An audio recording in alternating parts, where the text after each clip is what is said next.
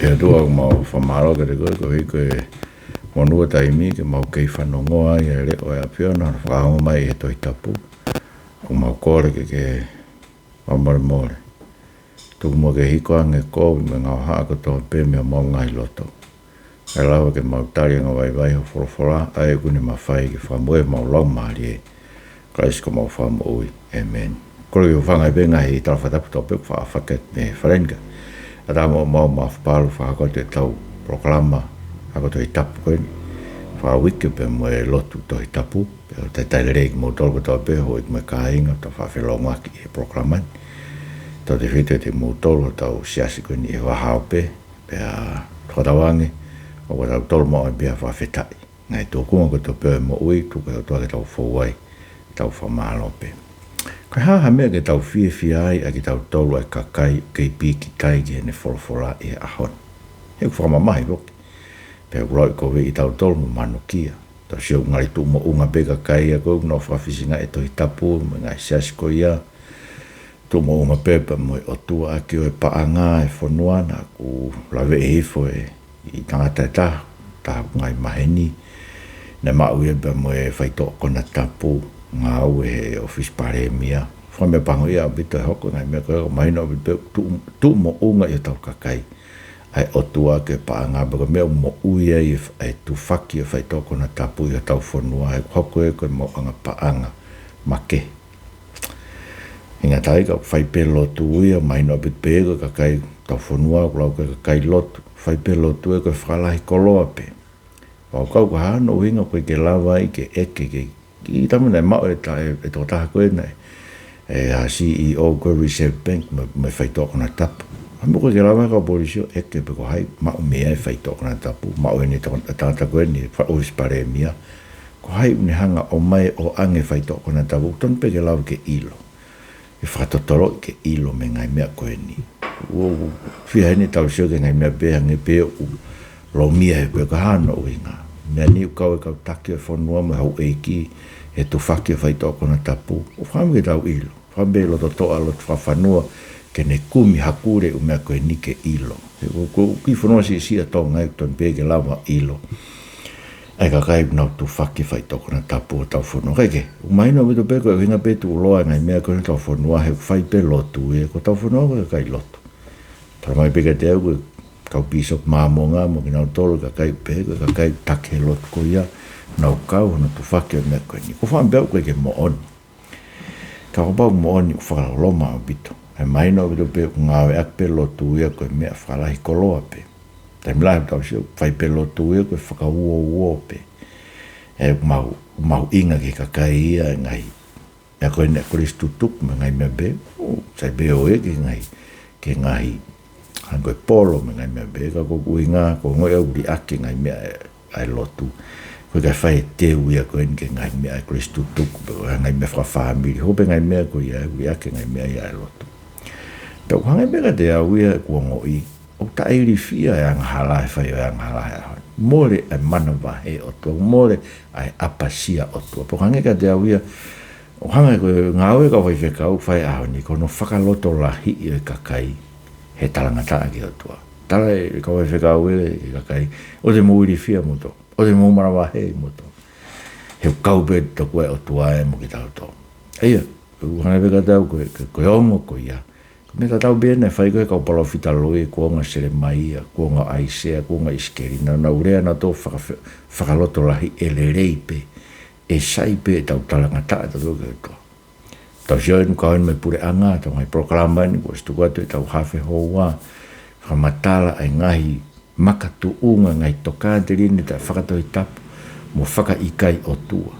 O wafe ki ai, ai pure anga, ai putungai pure anga ke nau tari. Koe hui he o mai e whanki monu ia whakapaanga e, ka kono mo ni fok, kono to'o pe makatunga whakatoi tapu, me makatunga whaka o tua. O ngai mea koe nango totonu a whawhine koe, totonu e kau whareiti, totonu e whasotoma. Kau koe toi mea te tau tuai, makatuunga ke tau whai e, ke tau peheu mau ina ngai mea koe ia. Ko he tau sio toki natula, ka pau koe pehe ko tau natula. Koe ke pehe natula e, he kai he whamanu maalohi e, whamanu vai vai. o pehe ai anga yo naturai kai lava ke to o tua me to tapu ke lava pe ke tau pehe o e ke fai pe tau mai nga ai ko kuinga ko tano ke ngai me hoko e ahon ko ngan tau toro ko tau tu e to tapu tau to si pe ngari vai pe fa fisinga e tau toro manuki pe lau covid pe tala to goe ko rea ko fai hange ko rea ke mamonga ko rea ke nge me katolika ko rea ko ni ka fa so toma to ko tau fehi ulawa ke whaka ilo ki tau tolu toko ai ko kuinga ko ngai me o tala kovi a ki tau tolu ko tau nofo e toi tapu e an kono whai ngata o e whenga ki tau tu he mo'oni e toi tapu e ahon ko whahino hino me mo'oni e toi tapu a ngai loi ko wawhike siasi wawhike pure anga wawhike ngai whafo tui ko tau pe wana bet pek mahina te tau tolu ko e paraparepa mo tu a penia siasi lotu tuasino fai mea katoa e lotu, lava no ngai fu kātoanga, ana mo ngai fu lotu, mo e hawha ngai mea, mo e laka masi isu, mo ngai mea pe. Hau ke lava ke ririwe mo uia ka kai pako ilo ke o tawhe pe me pure, me siasi. Ai whakatoa mate koe ni, ke pure anga. Turi mui pe pure anga ia mea kou alua e siasi. Koe, koe haa mea ke tau fia. Ngai tukon koe hangai pe ke te tau tolu ia, o whakamanaki kovi pe, pe whakatua kovi pe.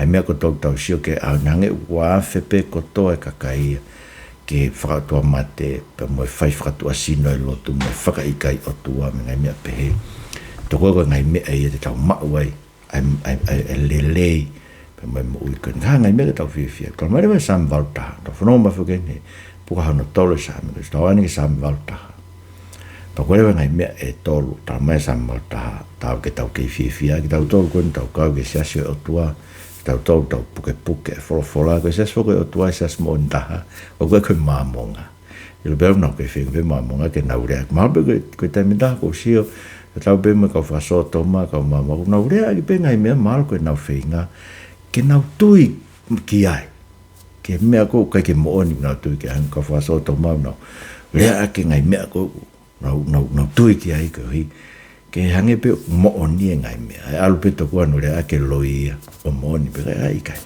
e ko ngai me le a bito to ani ta mai ke ta fia ta to le siasko ta siasio to ko ta to tui ke e ko si su kraisi o ta ka ke sias fralangi ko sias mo oni ko siasio o to ai sias fralangi ai sias ta ha mai ai ko siasio ka ke ka kai ko to pe tal me atam una tui pi tai ke e ko si su kraisi mo tata ke frama nyo ni e ki tau tol me tau ngahayanga ai ko ngai men ki tau fia ulak ta masa mo ta tau fia ki tau tol siasi o tua he hu e o tua e tau ngahayanga pe tau to fai no fa manatu ai ko vesu ra ge no fa no pe ko ra te sambal ta ke pure o hiva ko whakakati ko mea e safi hiwa ke Elohim ko tau malo hinga whai ki ho toa se ko pea fu mawawa hua hiwa e to e lari whangongo ai haapere o maari e mo here filo i fitalu pite i wha mahina fo ou i e kātoa e mahina i e kātoa ngā tau tolu he ko halau ia o Israeli pe ko e mea whakakonisi tou tone ai o tua o se ko pe nane whakotu ue i haasio sifa ko e whakamooni e taimi nani haere atua i ispite ke tā i whakafok whana a kua ngo i hale o na i kai te umaheni ai nā ku whakaata hono uma me he kawenga na e mahui ai kato me hono ni ma whawhotone tau eiki whawhera i bege ato ai koe haere atu koe Saame valtaha koe Saame ia o e whakamahina katoa ngai whakamahina fo'o katoa whamena fo'o e Israeli nei whai ia i e uraki aho e mahina hono fitu o whai he aho ni Israeli koe nau katoa ngai tau fo'o ia e mahina fo'o koe Rosh Hashanah ai koe ulu ia e ngai mahina pe koe ulu ia e tau ai koe nau whakamahina fo'o e kau talamai e tau tolu heno no uhinga o tāwai ke tau whai e katoa ngai koe ni whakamahina fo'o he ta me ta na whai whakatau e Israeli ko tau hanga tau whakamanatu ke te tau tolu ke tau fia no hui ki tau tolu e otua me tau nof pobra ko tala noa tala mai ke tau hiwa fia ke katoa nga fia ke whai he otua pe fu mawava pe hiwa ake ngai mea lea lari me haapi mo here filo i fi talu pite i he whakamahina fo o Kamataanga ni e tau fo'o, kamataanga ni e tau mo'ui, ai aho koe ne whai e ho tau huhu, i kātoa e mahina. He tau mai i ves wha, koe lawe na whotu, ka konistu tone o toa mo se kope. Mono kakai. Tau kau fok mo ki tau tolu koe ni ko tui ki a kalaisia i koe hui, koe tala ofa ko toa pe ai o tua, mauhono iyo mono e meni a kalaisi. Hei koe ngai tala ofa koe ni, ngai mea e ko mai e o tua, ke tau fiefia'anga mo ki tau tolu koe. Whakamo'oni na ne tuke a siosifa. He taimi na ne haere ata i spiti ke tai. Ne ongo mai hono leo. E koe hanga peka tau koe uhinga na whakawhana kua ngo i haleo na i kai te umaheni ai. E koe tui koe uhinga koe leo ia o i mamahi. A hono kakai na ne whanongo ki ai. Pea ne ala atu esi o no ne whakaata me no mai kawenga. Mahu i e kato me hono nima. Aia. Koe veteangi, koe whakatawa tāina, koe to'o e kawenga, e tara mai koe angahala, ne whakapōpura e tau mo ui. Moira koe mea pēr nofo e mo ui e kakai e aho ni, o whaame kakai e ke nau ni mai taha ke lotu, ni mai taha ke angahala. Koe lotu tua sino e pē. O tara mai koe whakata ki tau to'o e tau kawenga, mahu i me, ai kato me tau nima, ai kato koe e whae ke tau whakawenga. Kono mo ni fok, o tala pe kakai e ahon koe whakawenga toko koe mea te tau mau e mui te ngata kau kui kai. Hele mai e kia whatataina ki tau tolu me fua e ngai kawenga. Koe kia kawenga e ke fua. Ka pate ke ilo e koe si Isu Christ ko e ka pate ke ilo e huhu ina ne whai kia te koe. Maa e ngai mea kotoa pēia. Whai ngō fua e ofa ke masi wā, whai ngō fua ngai mea kotoa pēia. E whiunga bese e nitia ko wat e eiki ke mau. He ke te ke havala. E ko sio ko tui koe mea niso, mai ni ka te au koe mea ni ko whaikeise ne ua hame pure anga. Ka kai ngawe le lei. Na tau sio ke CEO koe na ngawe i he banke pure. Tangatai mo ngawe he office pare, no ngawe le lei. Na mao begi se niti, ka koe ke whiungai. E ko sio, koe hui he ku mawhasia e mo uia ngai hori ke heke. E ngai hori o e mama koe, ngai mea kou tānoa koe ke eka si isu koe kere hono tolu. Ka sia e mo uia he ngai hori, ngai hoha e mo ui koe ni. O tu unga e tau, kai ke tau whemari e peka tau peheto kua, e whakalahi mai tau koloa, me tau whai ake whai toko na tau. Mea pango. Koe hui he kono, mahino le vai te tau tolu, koe mo ui kono tau kakai, koe kakai, koe ke tau mao e tau tolu, ai fie, koe whakamā kona e tau mo ui i he otua. O tau sio toke ngai mea o mamani. Tama beto o lotu ko tau beto koe ke tokanga e ke tau ngai mea whakai mamani. Koe ke tokanga e ke tau ngai whemau whakasino. Toko e tama beto o lotu he koe ke whangi mea whakalau mari. Koe mea whakasino e koe ngāo e pia afte o whai. Se kei ka koe maini le vai kei mawhasia ho lau mari o kono whakaukai ngai mea o mamani. He te kei ke ilo ko whawhanga e kia whangamanpuna e ata a ko toa pe. Pa koe kia ki whangamanpuna e tō. Tai a whio i he tau eiki. O ne anga whakateu ngā rire vai. Ka pau tau sika ngai mea tai ao ngai mama ni ka pau tau hipe e otua. Hoano ke tau tolu, pau te tau whalala ka kato ke o. Taku whama ke ukti mau tolu, ka kai mo whanongo mai. Ka pau ke whai e tila trucks koe hui ko pe te ke maua hao kolo oua. Whakato mara, ko whakafoki ki ka kai koe no atka te koe mea koe ia. He koe aku lava e tau o tokanga tau o toa ke whawhanga ki tau. Nene whawhanga toko ni mawhe, whawhanga toko whawhe pea toe pe. O pe he ne toka ngai. Nene whawhanga isleri a ke mā mo e kueiri he tau e whanoa. Ko toa pe toa wha. Mea ni tenda la, mea ni whanau no hono ni ma. Ken tae whaiha toko ni. Ken anga whakaai se tau ngai fie ma. Tau ngai hori ho tau sino ke ngai mea tau mau. Aia, o uhinga tau hori ki ai. Kei mawha ke te tau tolu ia. Ai ngai mea ai mo ui koe ni tau hori. Ai mea te kai ke whakaata e rau. Ki tau tolu whakaata. Me ai tau ai ke mate rewa. Ho tau ngai kupu koe ia e whi au wake hori koe. Ai manu e tala mai apostolo e Paulo a Klosi. Vai tolu koe tauhi ai tolu tof peia. Sia. Tau ai ke mate tau ngai kupu koe. Ai ita, ai riri, ai loi, ai whi au waki, ai whasotoma. Tau ai ke mate ngai mea koe ia. He koe ui ku veteange ki tau tolu. Koe koe ngano veteange ki tau tolu ki tau tue whakawenga e ki tau tue angaharai a ko tau pe oua. Koe ngano veteange ki tau tolu ki tau tau e taine. Hono ua. Tau fie si si ka ngata bene o hui ki tau tolu. pe tau whai hono whakamanato no hui i tau tolu. Ka tau whiawhia ni hui i tau tolu o tau whakaongo ai ke reo o tau tolu. Whanong koe samwau taha invest fitu ke tahawa ka rawat pe. Nā ke tau tapa mai he whaingata a pe au hamusia. Nā ku tari koe me toi anga e mana, nā ku siwi koe i vai meri pasila. Whanonga mai e o kakai ka o whakamoni atu, Isleri e tau mai a ke whakaongo ke te au.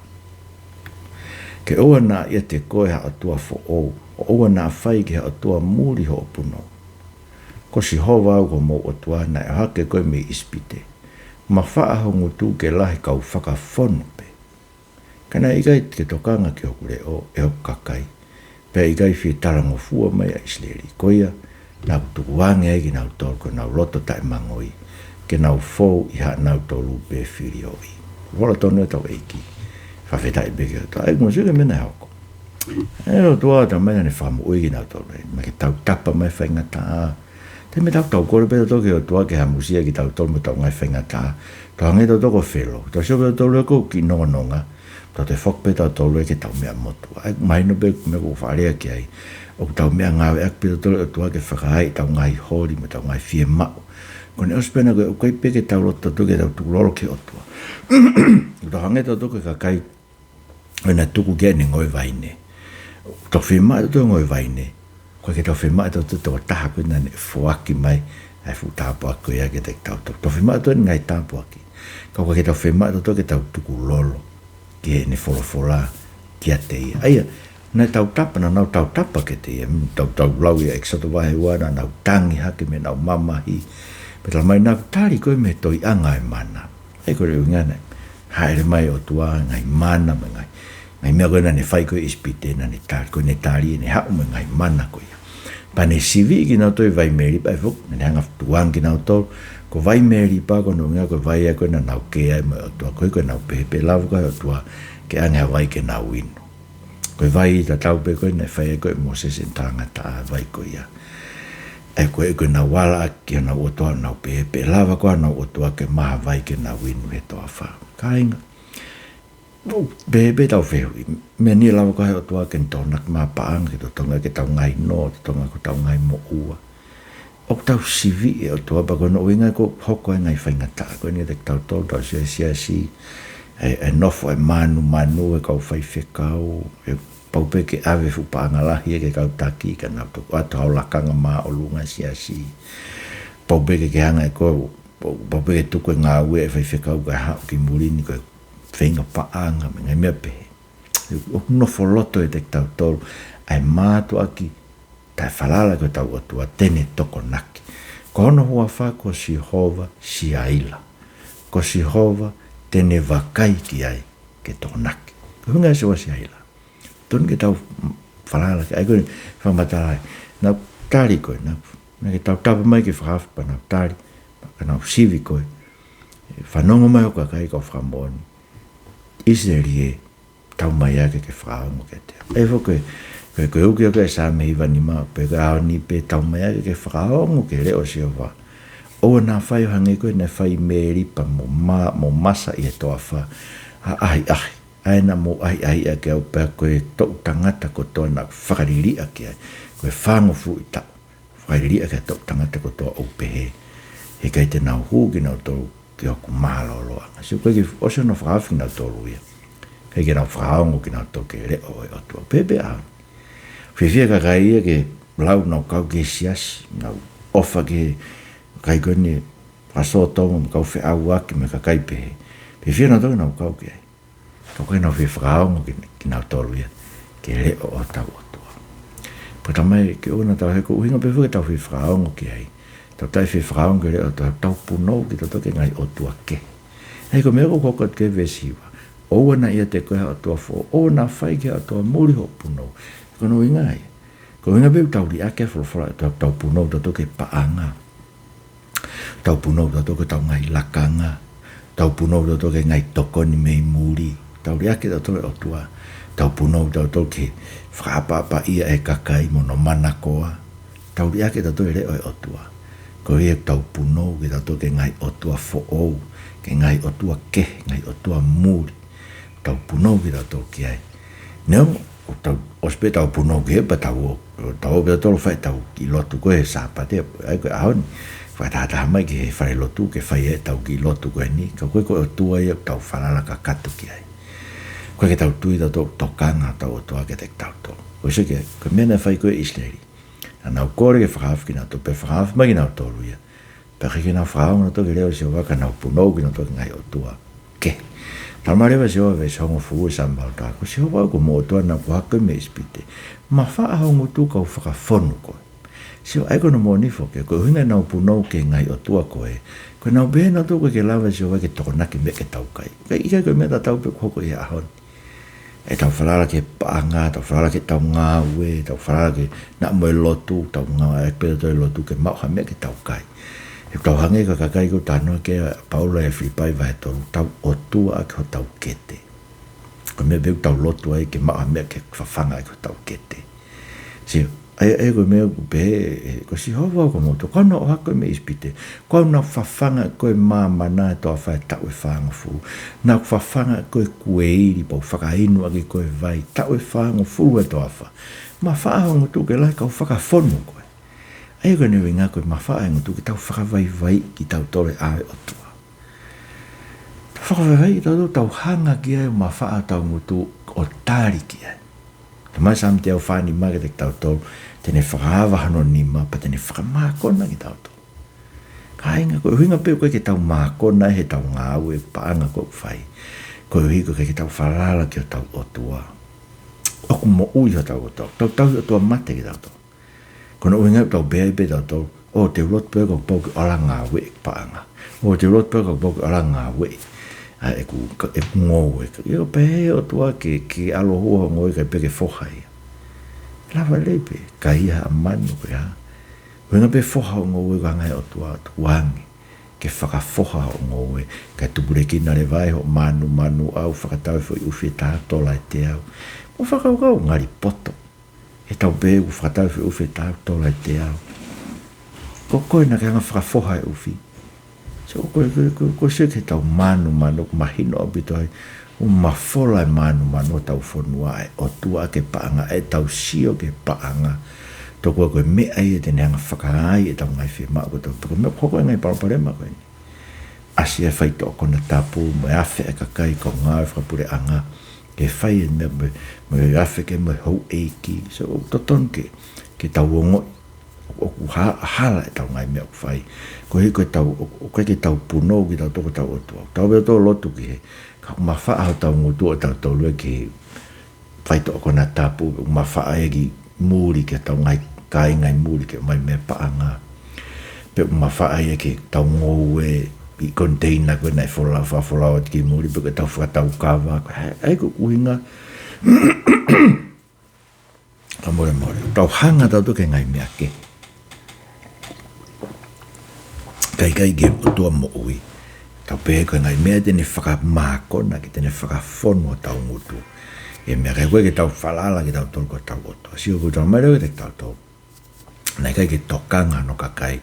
Nai kai ke tokanga ki hopure o kakai pe kai fie tarango fu mai. Sile ke koe mea tau pe koko e aoni. Te tau tolu kakai lotu. Tau lotu pe ki tau tolu. Kau ke tau fie tarango fua. Ta mai ke hola pe me fe awaki. Hola pe me tauhi aitori. So tau pe koe ngā mea e ua koe.